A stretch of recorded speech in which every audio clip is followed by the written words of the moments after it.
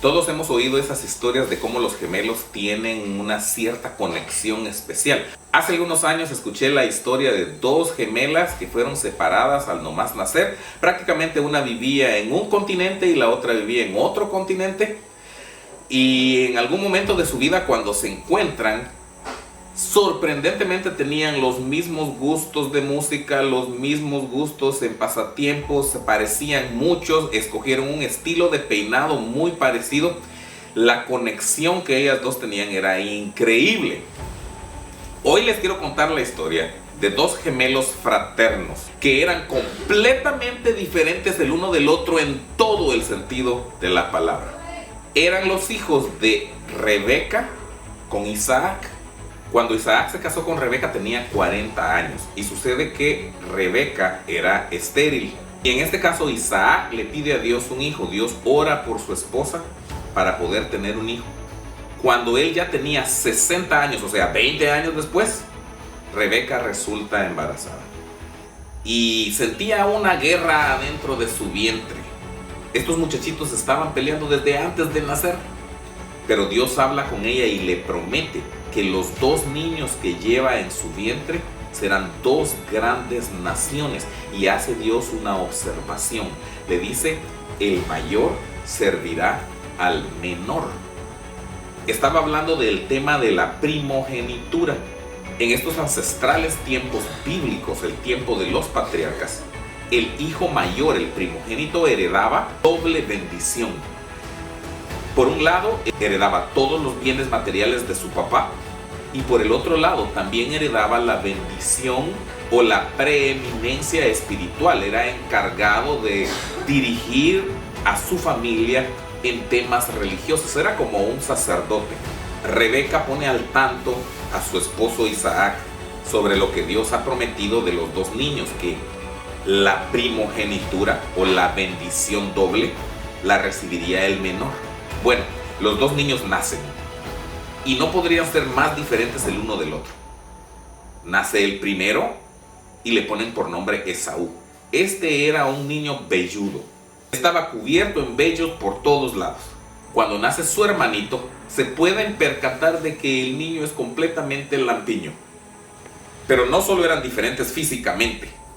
Estos dos eran completamente distintos. Al mayor, a Esaú, le gustaba la acción, le gustaba el campo, le gustaba estar allá afuera, le gustaba hacer cosas y naturalmente se convirtió en cazador.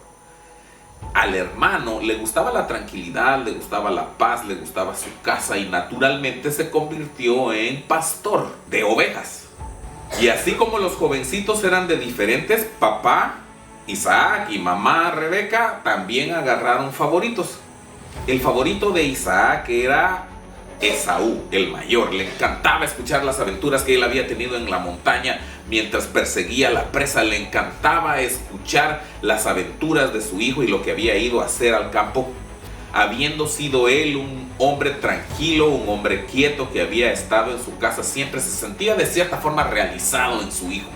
La mamá, por el otro lado, sentía un apoyo y se sentía más atraída a la tranquilidad y a la serenidad que veía en su hijo menor, en Jacob.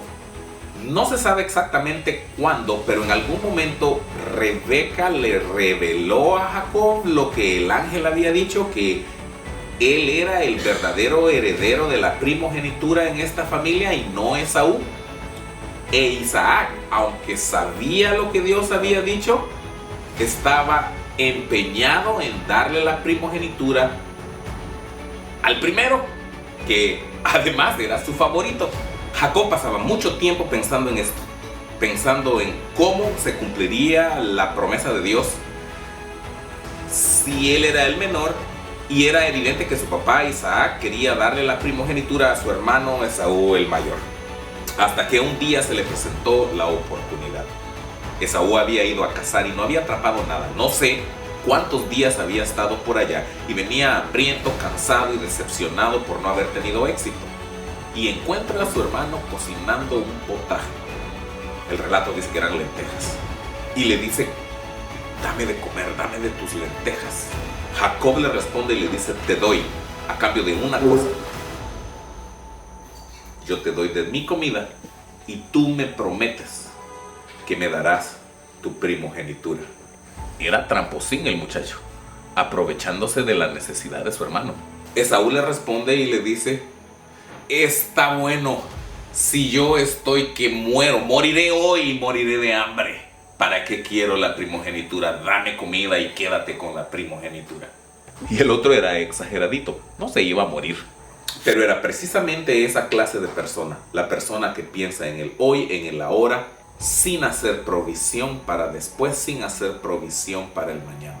Desde antes de su nacimiento, Dios había prometido que Jacob, el menor, tendría la primogenitura.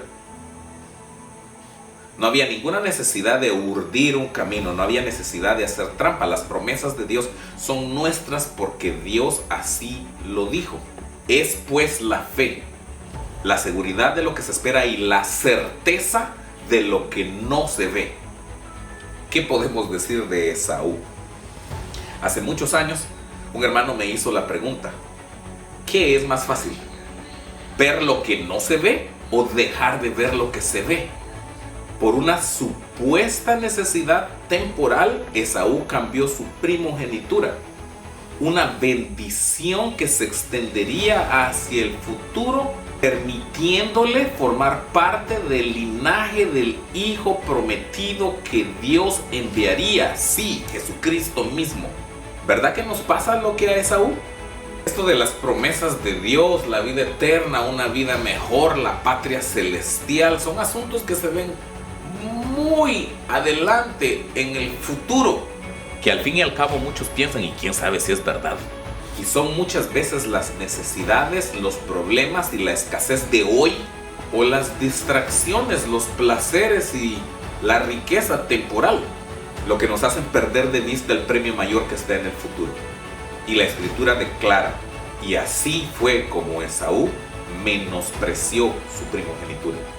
Y es así como miles hoy perdemos de vista la patria celestial, el regalo en Jesucristo, y menospreciamos nuestra primogenitura por servirnos de un platillo temporal que pronto nos va a dejar con la misma necesidad. Jesucristo dice: yo soy el pan verdadero, yo soy verdadera bebida. El que come de mí no volverá a tener hambre, y el que bebe de mí no tendrá sed jamás.